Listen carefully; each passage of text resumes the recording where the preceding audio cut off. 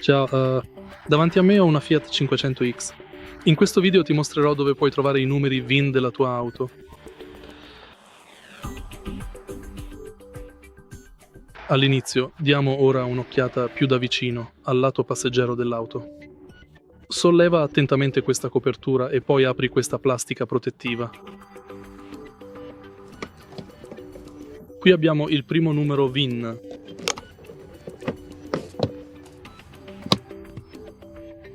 Il secondo si trova sul parabrezza anteriore.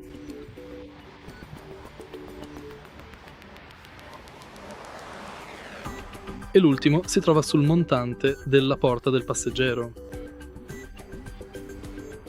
E questo è praticamente tutto. Se hai trovato utile questo video, lascia un like, un commento e iscriviti al canale.